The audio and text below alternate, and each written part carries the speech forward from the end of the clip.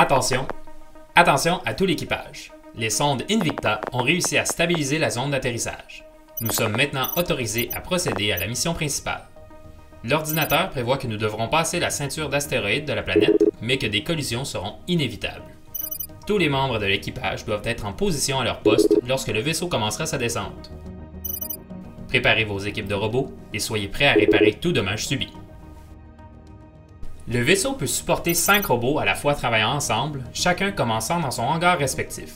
Les parties les plus critiques du vaisseau sont l'accélérateur de particules, le réservoir, le centre de triage, le SAS et le centre de contrôle.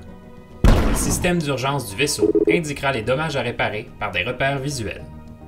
En entrant dans la ceinture, nous nous attendons à au moins 5 grandes collisions qui peuvent entraîner de graves dommages en 5 minutes. Une nouvelle vague peut commencer plus tôt si toutes les réparations sont effectuées avec succès lors de notre descente à travers la ceinture d'Arcanum. Votre groupe peut choisir la trajectoire que prendra le vaisseau. Certaines sont plus dangereuses que d'autres, mais rappelez-vous, un risque élevé permet une récompense élevée. Une route plus dangereuse a pour effet d'augmenter le nombre d'impacts et donc de réparations nécessaires. Si vous réussissez à guider le vaisseau sur la trajectoire que vous avez choisie, un bonus vous sera attribué en fonction du risque pris. Pour vous aider dans vos réparations, vous serez équipé d'un total de 20 nanorobots en forme de balles de golf répartis entre les 5 robots engagés dans la réparation, d'une manière décidée par les équipes combinées.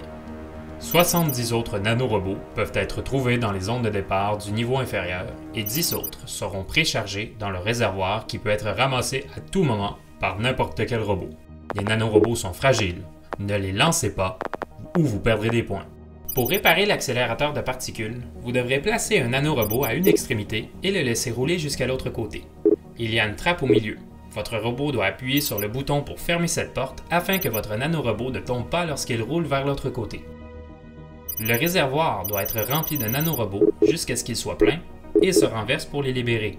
Le centre de triage nécessite 3 nanorobots qui doivent être placés dans l'ordre exact dans les tubes de différentes couleurs selon l'ordre montré sur l'indicateur. Le SAS peut être réparé en plaçant un nanorobot au sommet et en l'aidant à descendre à l'aide de leviers coulissants qui peuvent être soit poussés, soit tirés, pour permettre au nanorobot de passer.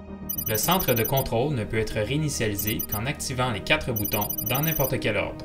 La réparation réussie de chaque station vous donnera 50 points chacune. Si cela ne suffit pas, vous pouvez doubler ce chiffre à 100 en retournant le disjoncteur sur le côté de votre station pour surcharger sa réparation.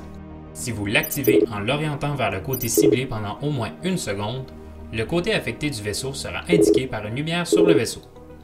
Le centre de contrôle ne peut pas être surchargé car il se retrouve des 2 côtés du terrain. À tout moment, 2 rails mobiles peuvent être abaissés au-dessus du niveau inférieur à l'aide des boutons baisser. Ceci permettra au robot de passer directement d'un côté du niveau supérieur à l'autre. Aucun point ne sera associé à cette manœuvre. N'oubliez pas qu'une fois abaissés, ils ne peuvent pas être remontés. Donc, si vous êtes prêts, le compte à rebours de la mission va commencer. Le commandement de la CRC attend avec impatience les résultats de votre mission et salue votre bravoure. Bonne chance!